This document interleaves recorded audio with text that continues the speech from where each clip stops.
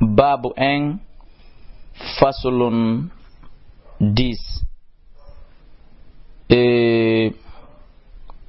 dambugal aranangal fasulun sappaɓo ka minhajul muslim al iman no yewtan fi gomɗingol bil yawmil akhir nyalande sakkitinde nde yu'minul muslim julɗon o gomɗinayi o hoolo bi anna li hadhihi al hayati wonde hino wodani dan ɗo gurdan adduniya aduna yankejan sa'atan sa'i akhiratan sakkitoro tantahi fiha mo aduna on lannata e muɗum wa yawman e nyallal akhara sakkitorgal laysa ba'dahu ngal tawata ala ɓaawo muɗum min yawmin immorde nyalande go thumma ta'ti refti aroya al hayatu saniya gurdan ɗimman wal yawmul akhir nyalande sakkitinde nden liddaril akhir ko fiide ɗo galle sakkitiɗe fa yab'athu Allahu Allah subhanahu wa ta'ala neloyay immintinoyay afwan al khalaiqa tagungum ba'than e immintingol wa yahshuruhum umubita be ilayhi faade kama ko jami'an be dendangal li yuhasibum fi yuhasbube fayujzil abrar o yoba be do diggannobe Allah diggani alqur'ana diggani julbe men diggani qur'an e sunna diggani yumamum e bemmum bin na'imil muqim nema nyibudo fil jannati ka aljanna mo iwata yo Allah wade jiyabe mabbe wayjisi o yoba al fujjara be do bombe bandibe heferbe bil adabil muhin lette hoyde finnar kander yite yo Allah dande neɗɗo julɗo on o gomɗinayi wa annahu e wonde koni yusbigu aditike haada ngal ɗo darngal ashratu sa'a sartiji darngal ɗin wa amaratuha e mandeji darngal ɗin wano honɗum e honɗum piiji waɗayɗi aditotoɗi darngal siñalayɗi hewtika darngal daro ka khurujil masihi dajjal wono yaltugol masihu dajjal kombon masihu dajjal en addi qissa makko timmuɗo ka tafsiru alquran alkarim en addi kadi qissa makko seeɗa ka tafsiru ko ɗum woni bulughul maram haray on yiltitoto e ɗiɗo ɗiɗi ma noddon ka numéro téléphone 628 60 5309 657 60 5309 même numéro intercell même numéro sotilgi wa yajuju e yaltoygol yajuja wa majuju ɗiɗo koneli ɗiɗi ɗi kadi ko la même chose en addi fi ɓeɗo kadi ka tafsir qur'an surtout ka suratu kaf ma ɗum yiltito ɗon noddon ka numéro téléphone ji ɗi mi jonni joni wa nuzul isa alayhi salam e jippagol annabi isa wa khuruji dabba e yaltugol kun ɗo daabe on qissa kun kadi en addi ka alqur'an ko ɗum woni ka suratu namli tawɗo wo heɓal feere ƴellitagol ton mo wawi noddude toujours ka numéro téléphone ji mi ɓeyda mo ɓanginande ɗiɗo mandeji sappo waɗayɗi si dargal ngal daro wa tulu'i shamsi e ƴellitagol nangen ɗum woni fuɗirgol magge min maghribi ha ka mutirde magge wa gayri dhalika modi e ko hinaɗum min al ayati immorde mandeji summa yunfakhu refti wutte non on say fi suri ka nder aladuru nafhatal fana wuttandu lannirndu tagore nden wasaq e wuttandu faɗɗirdu ndu thumma nufhatal ba'th refti hikkoyoɗon wuttandu immital ndu wannu shuru e sakitagol wal qiyam e daranagol li rabbil alamin Allah jeeɗo windire nden o thumma tu'ta refti jonnoye al kutubu talki ɗin ka golle men ɗen windi ɗon fa min akhidin kitabahu bi yamini hino e meɗen jaɓirowo talkuru mum ɗum ka jungo mum ñaamo ko ɓe wiyete ashabul maymana ɓe waaqi a wacci fi mum yalla waɗen jiyaɓe maɓɓe wa min akhidin hino ton kadi ƴettiroɓe kitabahu talkuru muɗum ɗum bi shimali ka jungo mum nano yo Allah dando en keɓen kadi suratu waaqi a yewti fi muɗum ashabu shimal si ɗum gasi wa yudaw awa adde noon on sayi almisana sikeli on mo andanɗa hoorema wona sifa sikeli buuseɓe ɓe lagine ɓe acca hakke wona yawagol ɓe kaka misal waɗe wona sifa ko ɗum woni sikeli peesoɓe sukkar ma kala peesoɓe piije andanɗa hoorema wonɓe lagine ɗo wa yujura doga hande kadi ko ɗum woni marsa alhisabu hasbugol yimɓe ɓen kowoni hasbugol yimɓe ɓen ko limangol ɓe moƴƴi maɓɓe ɗin waɗa ka balance ñaamo limangol ɓe bonɗi maɓɓe ɗin waɗa ka balance nano si ɗum ɗon gasi few en gayni ɗon andike ko hombo kali fi wa yunsabu walline ko ɗum woni aafe assiratu kaafa sirate kamma ɗum wi en kolewal sirate ngal kono sen wi kolewal en sikkay ko leggal janal tawi non ngal kolewal sirate koko fotata e garahum wa yantahi lanna hande kadi al mawqifu darande al azamu ɓurde mawnude nden lannira sabu hon ɗum bistiqrari sabu ñiɓugol tabita deeƴa ahlil jannati yimɓe aljanna ɓen fil jannati ka nder aljanna ɗum woni enen wa ahlin nar yimɓe yiite ɓen sabu ñiɓugol maɓɓe finnaari ka nder yiite yo Allah danden ɗum woni ayɓe men ɓen wa dhalika ɗum ɗo noon ko andotta moƴƴe lil adillati naqliya ko sabu dalilaji eggaɗi ka alqur'ana wal aqliya e ittaɗi ka haqqille attaliyati wonɗi arde ɗo ɗin al adillatu naqliya dalilaji eggaɗin ka alqur'ana e ka sunna awalan ikhbaruhu ta'ala ko humputugol mo kanko Allah haray noon ko adi ko min gantinoto o qur'an ɗo en firata ɗum on ande en waɗi tafsirul qur'an kala ayaje qur'an ɗen mi suɓay kala ƴi'al ɓurgal mettude firde ƴi'al sattungal firude mi firaygal ɗon ma kala ngal ma'anamo metti jolkidirde ɓaawo ma metti jolkidirde yeeso mi firay ɗum ɗon amma ko na ɗum mi feƴƴay on yiltitoto ka tafsiru alqur'ana mo waɗuɗe Allah subhanahu wa ta'ala on dali fi qawlihi ma kala mo heɓal feere yiltitagol ka tafsiru qur'an ton haray on daara ƴi'e ɗen firongon kala ka o falji o nodda ka numéro téléphone inchallah bere kom faami ko e muɗum foti ko firongon foti ko qissa on mi falji taymo numéro téléphone ji ɗin wiɗen ko 631 60 53 09 même numéro orange hara ko 628 won kodon même numéro intercell hara ko 657 won kodon même numéro sotelgi Allah dali kullu man alayha kala kon ka hawre leydi ɗo fan ko lannay ɗum waya boga heddo wajhu rabbika dhul jalali wal ikram ɗum no suratul rahman wa fi qawlihi wa ma ja'alna min waɗanali li bashari neɗɗo wo min qablika ko aditima yo muhammadu al khulda luttugol ka aduna ɗo eyo afa in mitta ko si a maayi fahumara kamɓe al khaliduna ɓe sikku ko kamɓe haray luttoɓen ka aduna la kullu nafsin dha'iqatul maut wanabluukum min jarriboray on noon ka aduna ɗo taw adi on maayde bisharri wal khayri piiji moƴƴi e bonɗi ko moƴƴuɗa o ko moƴƴuɗa kenen go ɓeynete yo Allah lunti ko bonɗa o ko bonɗa kadi kenen go ɓeynete yo Allah ɓeydu fitnata kono ko me waɗirta ɗi jarrabuyeji ɗiɗi ko jarribagol on ndaara jarrabuye bo noon si on muññoto ma si on katinoray goɗɗo ma si on liɓa e hoore goɗɗo jarrabuye moƴƴere ndarugol son weltoto yetton Allah subhanahu wa ta'ala ma son weltoto towno balaje mon ɗin wi on ko ɓanene mon no toyi ma ko ɓahi ɗon wawi ɗaɓɓude wa ilayna turja'un wa fi qawlihi za'ama alladhina fini ɓen ɓe fenay kafaru yedduɓe wiɓe Allah yubathu wonde ɓe immintintake qul halan ɓe bala ko fenande wa rabbi mi wondiri jomi Allah tubathunna immintinte thumma latunabba'unna bima amiltum wa dhalika ala Allahi yasir wa fi qawlihi ala yazunnu ulaika e ɓe kañum sikka homɓe etoɓe ɗuytayɓe sikeli ɓen oɓayɓe pooti on etir kum maaro ma nebban kum ma etir kum tiga kum jillayɓe ndiyan ɗan ka njuuri e ka kosam piratayɓe marchandise ɓen ɓeɗo fof ko etoɓe ɗuyta katkare haldidateɗo asugol ngayka kan ha timma asa dow on timmina ley on waɗa runhu waɗa coren ko ɓe fon ko fanda ɗuytayɓe dos on ka sima ka pigol briki jeɗe ma ka mahugol suudundu ɗuytayɓe dos on ka sima wonande moƴƴinoɓe ɓen ka isin siman tigri eɓe sikko annamno kamɓe ala yazunnu e sikka woni e miijaki ulaika ɓeɗo annam kamɓe mabutuna ɓe immintinte aljawabu na'am jawabu yen ko hiɓe sikka ɗum ko ɗum wasi ɓe wadde ko ɓe waɗi ko li yawmin azim thumma yaqumu nnasu yawma yaqumu nnasu li rabbil alamin wa fi qawlihi wa nundira min wajura yawmal jam'i ñalande ko ɗum wa tundira fiya wajuro am muhammadu yawmal jam'i ñalande moɓodiral ko ñalande dargal ko fanda la rayba fi fariqun fil jannati wa fariqun fis sa'ir wa fi qawlihi idha zulzilatil ardu si leydi ndin dillino yama zilzalaha wa akhrajatil ardu leydi ndin yaltini athqalaha teddele ko ne mayri kon wa qala al insanu ma laha yawma idhin tuhaddithu akhbaraha bi anna rabbaka sabunun ko jomima aw halaha yamiri ndi yewtu yawma idhin de nyande yasduru nasu iwgol yimɓe ɓen ka dargal lancito sakito astatan ataway ko ɓe sertuɓe par ce que ko fariqun fil janna wa fariqun fis sa'ir no yewtirɗen noon nane liyuraw ko fi noon woni yoɓe holle amalahum joddigol leeli maɓɓe ɗin ɓeeɗa no yii joddi ndi wo ka aljanna ɓeeɗa yi joddi ndi wo ka yite andi ɓe ɓe yiwa ɗon ko ɓe sertuɓe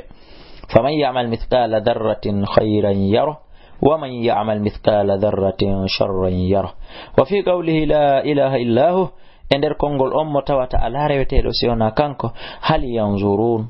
tawsi ɓen habbiti illa an ta'tihumul malaikatu sonande malaika ɓen arata ɓe ɗum woni wargol ɓe aw ya'ti rabbuka ma jomi ma aroya ɗum woni ka dargal aw ya'tiya ma ara ba'du ayati rabbika yoga e mande jom ma ɗin ɗum woni lette ɗen yawma ya'ti yasi ko ɗum ɓe habbi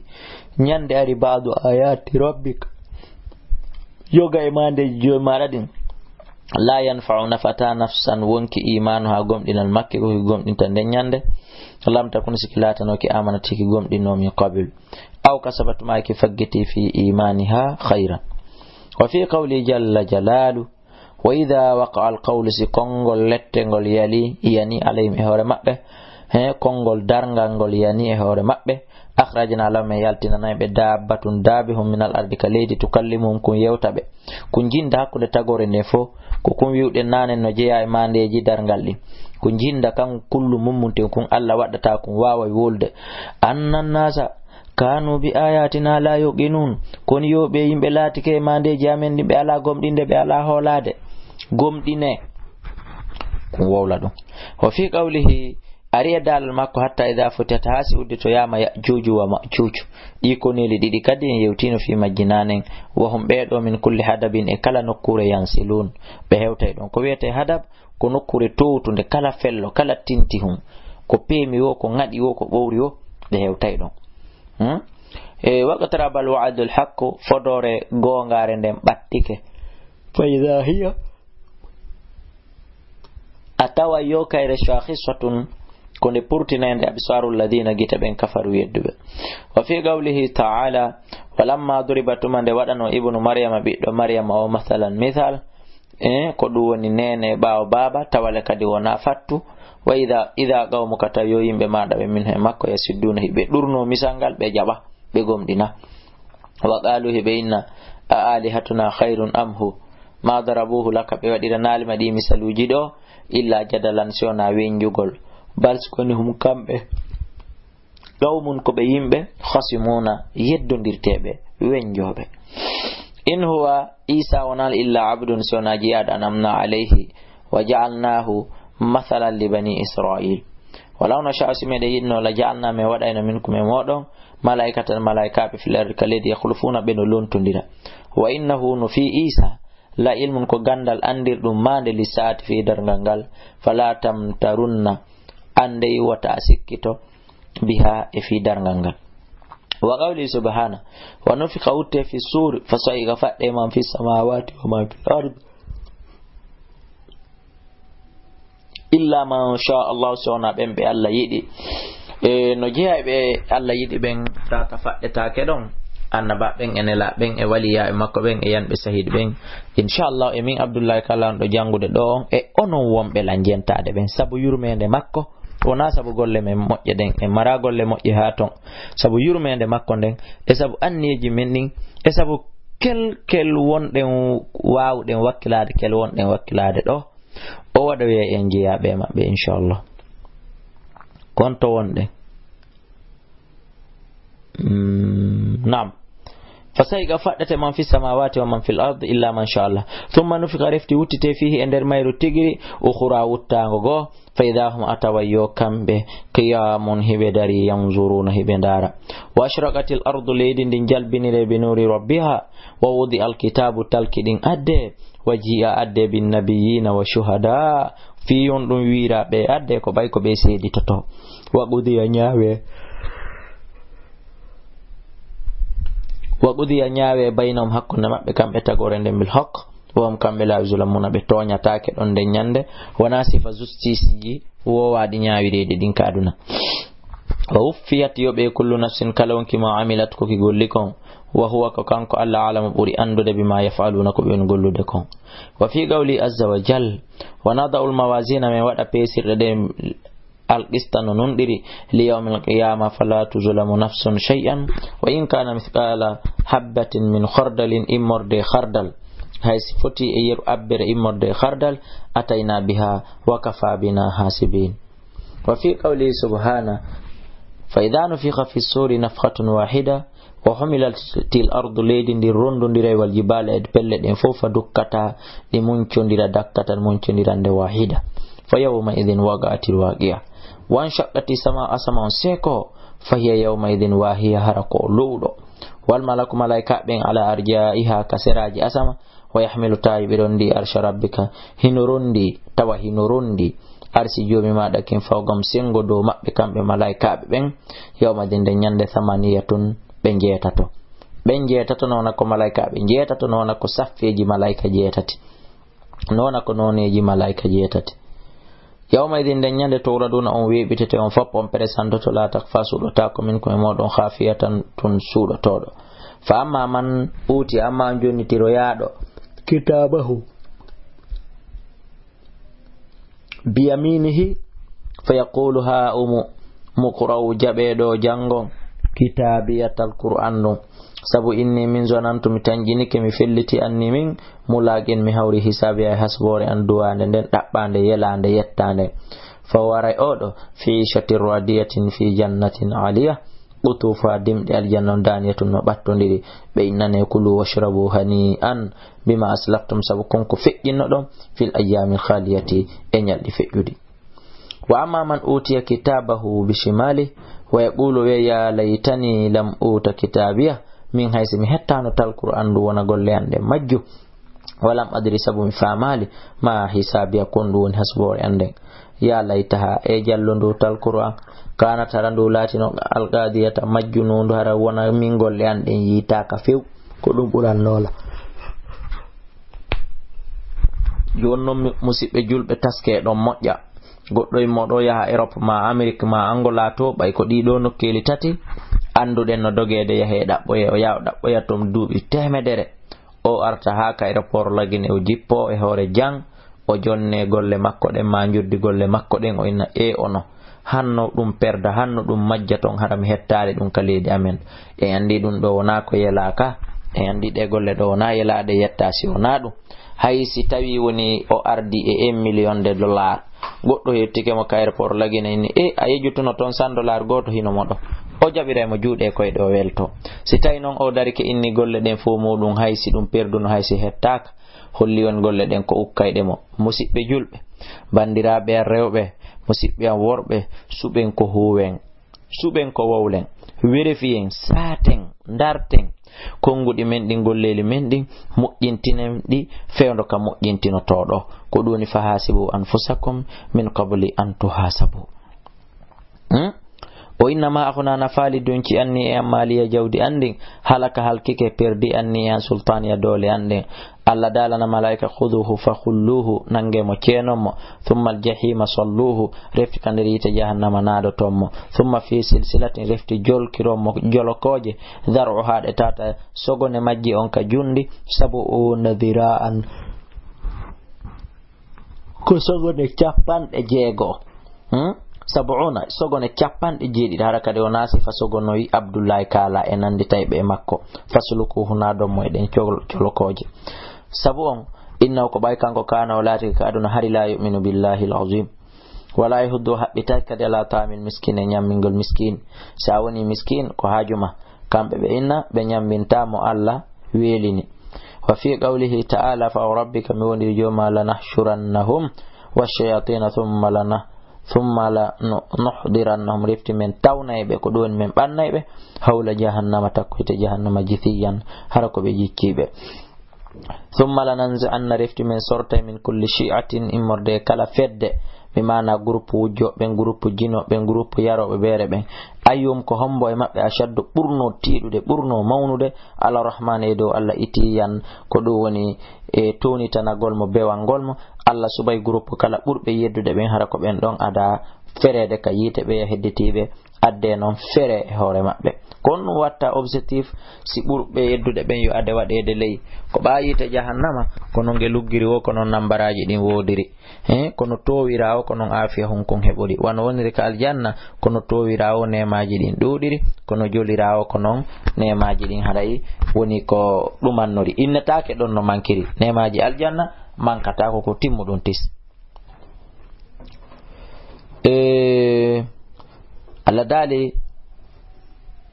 thumma nahnu refti ko menen alamu ɓuri andude billadina hum awla biha suliyan ɓen ɓurɓe handude e maggi sumugol wa in minkum ande noon ala e moɗon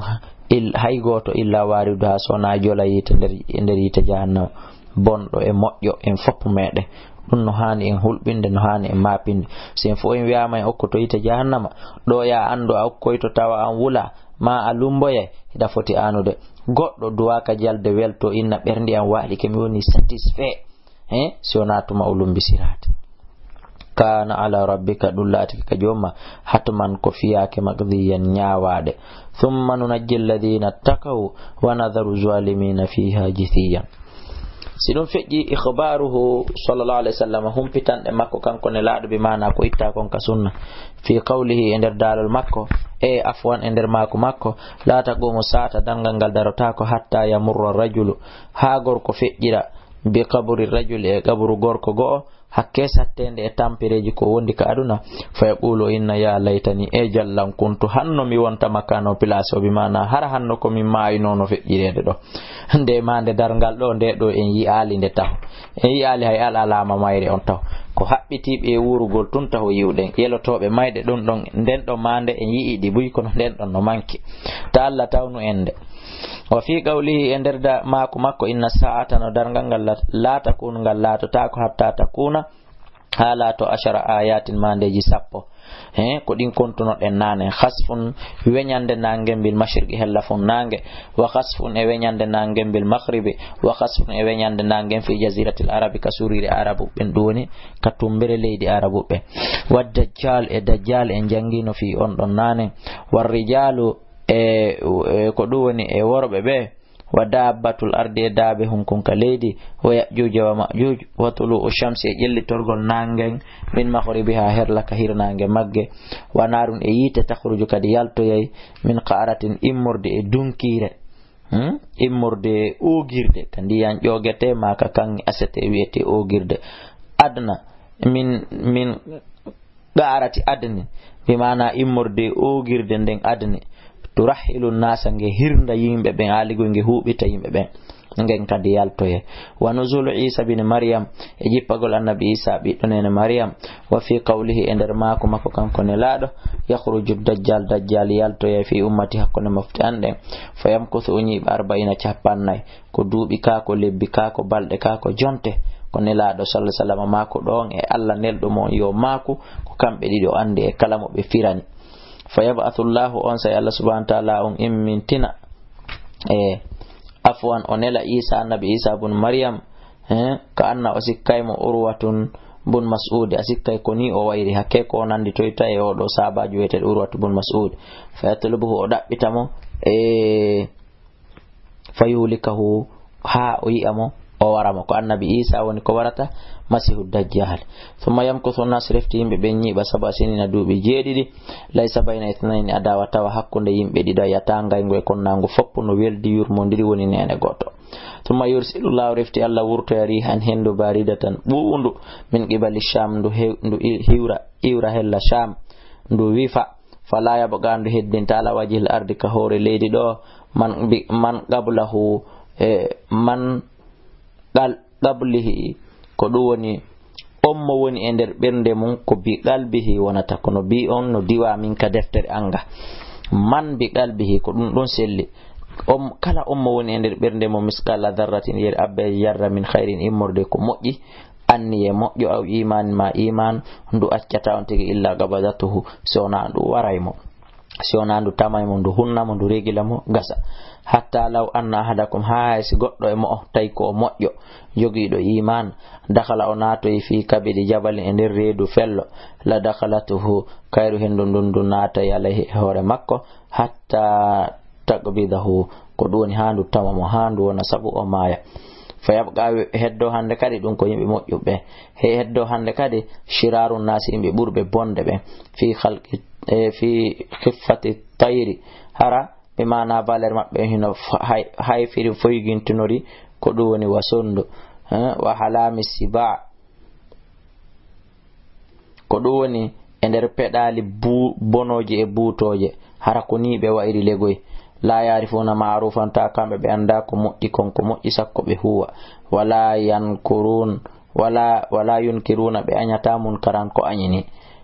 fayatamathalu lahum ash-shaytan shaytan ara presento e mabbe mbadino e mabbe fayaqulu inna ala tastajibuna ya notako fayaquluna be na famada ta'mun kun du yamirda men darasi men notako fayamurum o yamirabe bi ibadati al-awthani rewgol sanamu be jaba wa hum ta kambe fi dalka e der dum daru rizquhum wa hum ta kambe fi dalka e der dum daru rizquhum arske mabbe ko udditi dum yaaji hasanun aishuhum ngure mabbe no laba thumma yunfakhu rifti hutto fi suri kala dur fala yasmauna ta dum don ahadun hay e goto illa asqa laytan sona uli yaynuru makkundum wa waga laytan wa rafa laytan siona uli yaynuru wa rafa laytan o banta nuru bi mana goto nanata dum legoy siona maye walli liijugol nuru dum ko beccal walorgal gal bantugol nuru ko beccal wontirgal dongal en fami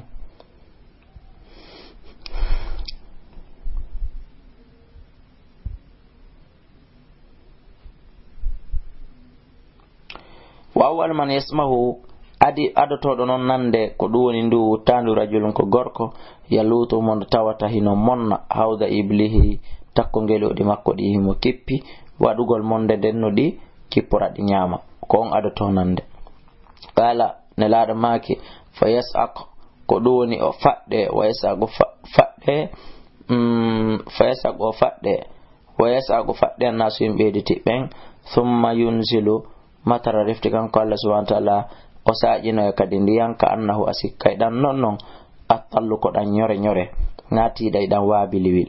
fatan boto fuda minhu imorde majjan ajsadun nasi balli yimbe be sumain fa khurefti utto fi ender mayru ukhra wutango ko fayda matawa yo kambe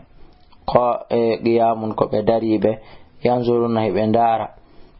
kabe on yawde ton summa qalu refti bi ayyuhan nas kono yimbe halum ila rabbikum takkenon ale yahe kajomi mon waqifuhum Allah subhanahu wa ta'ala on dala darnebe innam no kambe mas'uluna ko be lande tetebe lande sedaje thumma yuqalu rifti inna akhriju yaltine ba'athan nar gebalite ngal hakkundeji modon don ko ngal sunnata kon fa yuqal inna min kam ne laado ko ender jelu me ittata jelu fi kono gebalite ngal ko hendo fa yaqulu nelaado jaabobe min kulli alfin ender kala wulure 999 ko temedde jeenayo capande jeenayo woni ko addoton fadalka ko den nyalande Allah dalka Qur'an yawma yajallu wildan nyalande waday pay koy bobu hoy koy shiban hara ko koy furdu koy sabu mijo ngon e ande ndek wadalika dunnon yawma yukshafu ko nyande huncino ya an sagin gaay belerundu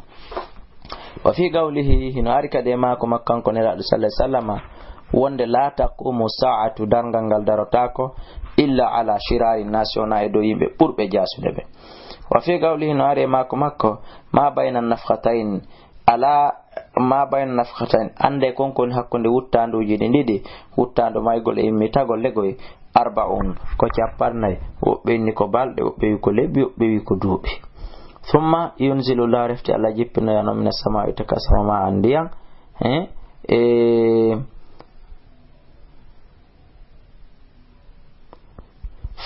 fayanbutuna be fuda kama yanbutul baqlu wano pudi din fudirta ka leedi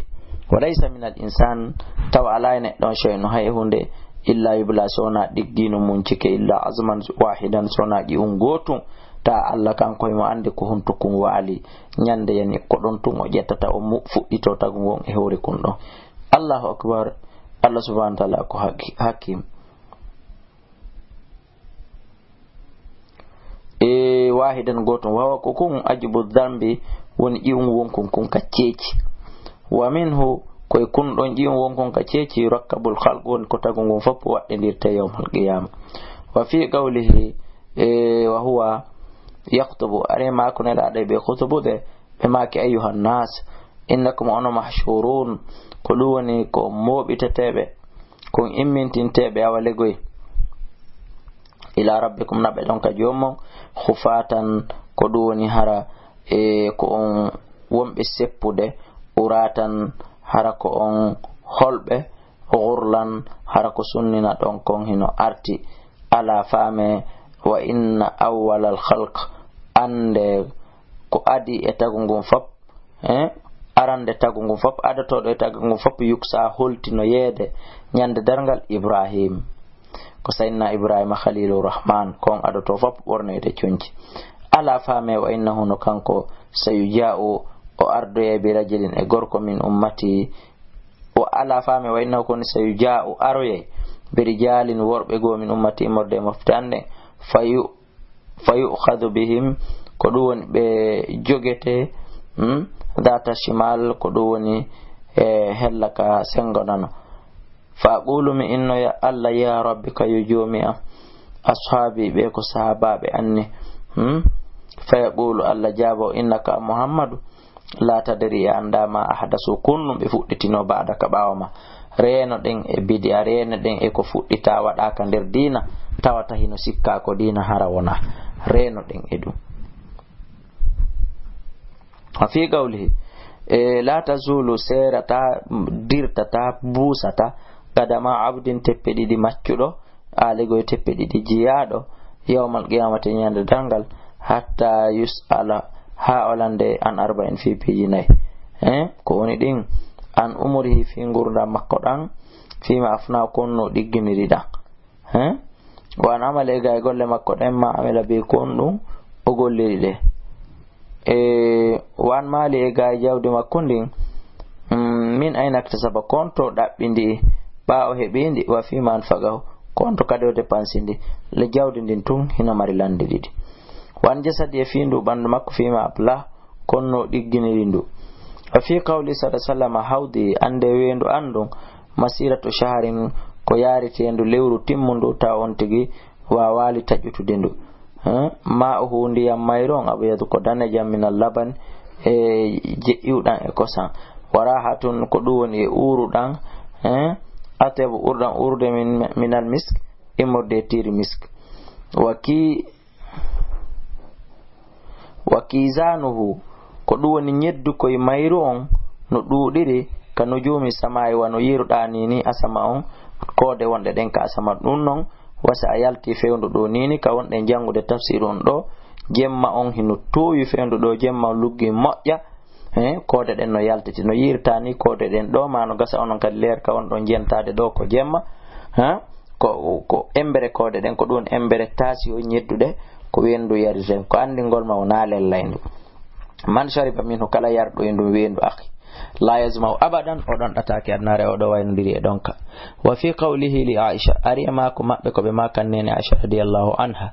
lamma dhakarat innar tumande yite ngen yewtano fi mum bakata nene Aisha wulli on sayne laɗo maki ma yubu kiki kon ɗon ma wullinde Aisha qalat ɓe maki dhakartu nara mi andutu fi yite ngen fa bakaytu mi wulli fa hal tadhkuruna ahlikum tawsi tawi fa hal tadhkuruna ahlikum tawsi on waajoyto yimɓe moɗon ɓe yawmal qiyamati ñande dargal fa hal tadhkurun tawsi on anditay ahalikum yimɓe mon ɓen fami mon on anditoyaɓe yawmal qiyamati ñande dargal fa qala nelaɗo jaabi hi kono amma fi salasati mawatina amma nokkeli tati ɗin ɗon fala yudhakkiru ahadan hay goto anditata ahadan goɗɗo goo hay goto anditata goɗɗo e nder ɗin nokkeli ɗon tati hon ɗum wonata ɗin indal misan kasanga pesugol sikeli addama golleli ɗin fof meɗen addama beebinama kawre tabal goɗɗo anditata goɗɗo ɗon hatta ya'lama ha on tigi anda aya khiffu misanu ene ko balance makko moƴƴi on woni ko hayfata aya khiffu e hayfa e misanu pesande makko moƴƴere nden ka golle moƴƴe ɗe wonɗon am yafukulu ka ko ɗen ɗon teddata yalla waɗa en hara ko ɗen ɗon teddata wa inda tata'iri suf e leer kadi katalke ɗin wirinte e ɗon kadi ɓe mana accite dow ɗi ara ɗi hoore meɗen goto kala nangira ñama ngon ma nana ngon newi ngo e majji kanji ɗiɗi hara o andi ko yimɓe jeeyaɓe ngon jungo ɗon wa inda honno inete an yaga kitabahu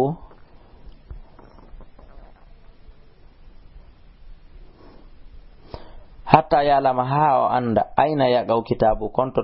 talkuru makko ndu yanata fi yaminika ko jungo makko nyamo am fi shimalika ka jungo makko nono am wara zari ka ko hella bawa makko ngo ardata wa inda sirati e kasanga sirate on wallina don kadi idha wudi asi sirate wallinama bayna zuharai jahannama hakkunde yita jahannama hatta ya juza ko duwoni hafi yo yawtu don non jon non dare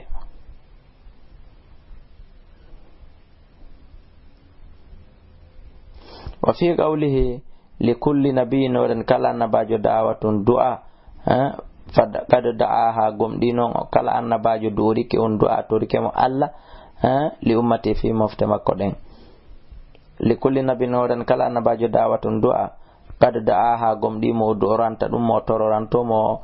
جيجيران تلي أمتي مفتما قدن وإني منو اختبأت مدو نتني آلغوي مدو لوكي dawati no dando andu marindo shafatan fi ko mi wadira tefore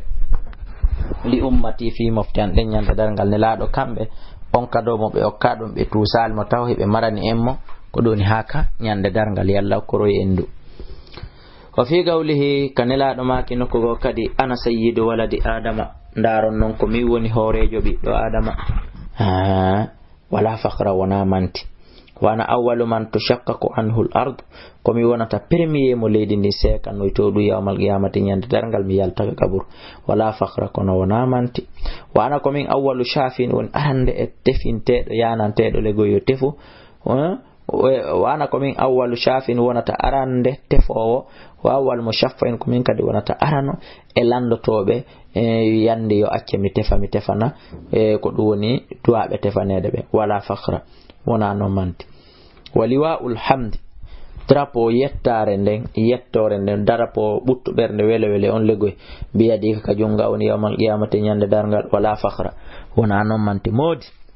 ko adi kon mi yetti Allah onon kadi yette Allah ko tay kon o wadi en mofte Muhammadu mi torki Allah yo Allah wadu en gollaybe golle mojje de mofte Muhammadu duwa gollude den ya rabbi tawoy den e dun do ya arhamar rahimin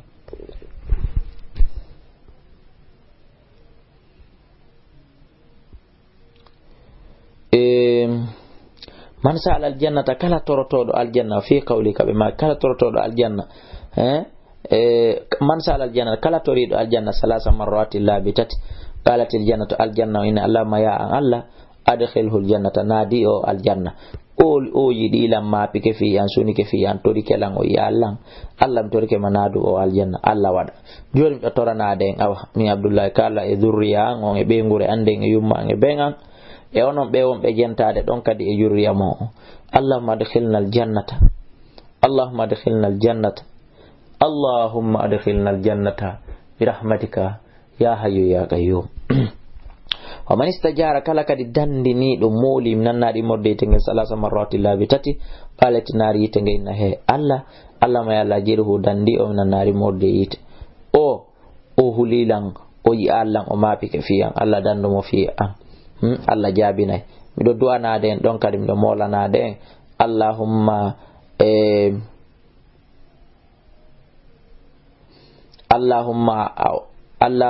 inna na'udhu bika minan nar Allahumma inna na'udhu bika minan nar Allahumma inna na'udhu bika minan nar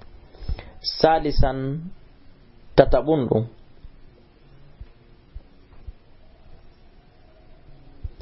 imanul malayin ko gomdingol million ji minal anbiya morde annababe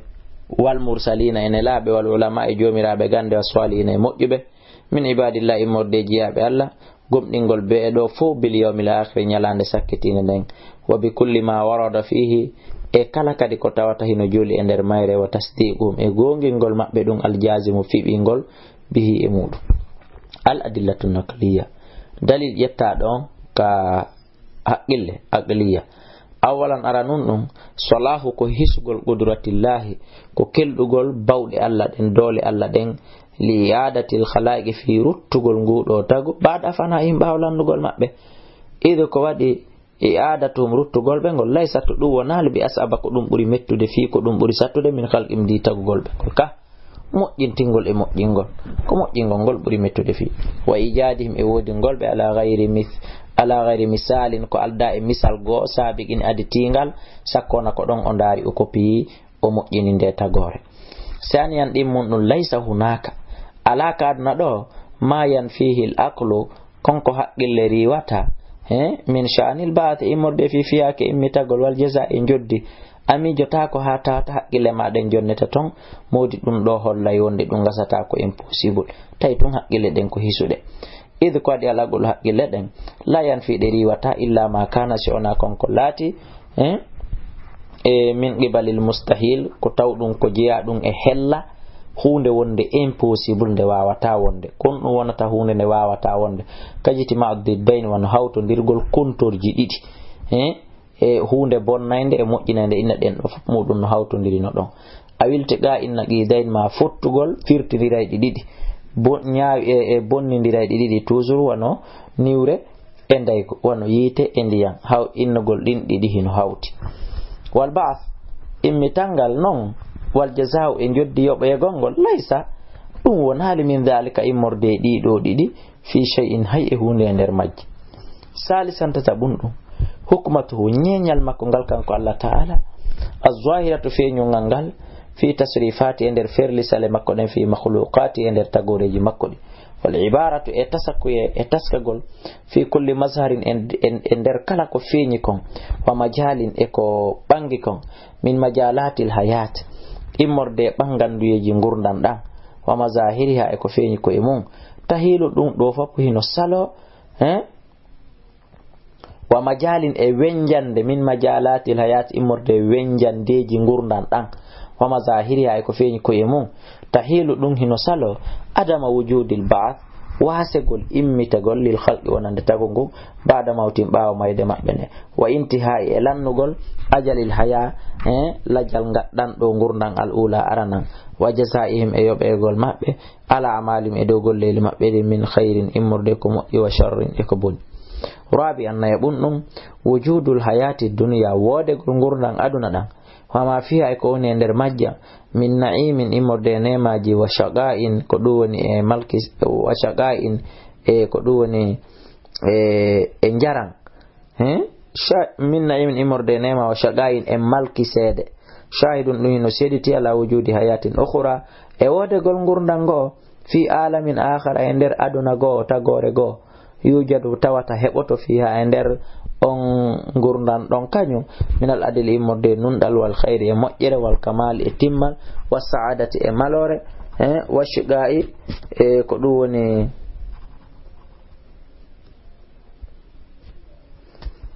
woni wa shiqa'i e malki seede ma huwa konko tawata ko kañum a'zamu ɓuri mawnude wa afdalu ɓuri teddude bi kathirin ko ɓuri ɗuɗude bi kathirin no ɗuɗiri wa afdalu ɓuri kadi moƴƴude bi kathirin no ɗuɗiri bi haythu anna hadhihi haya noko ka tawata ɗan ɗo gurda wa ma fiya kon ko e majja min sa'adatin immorde malore wa shagain e malki seede la tumathal ɗum badintake awalego yerindirtake compare take min tilkal hayati immorde ɗan gurdan ɗan wonɗe wolde fimo illa ma tamathalu siona embere konko yerindirte mbadendirte e ɓendirte suratu qasirin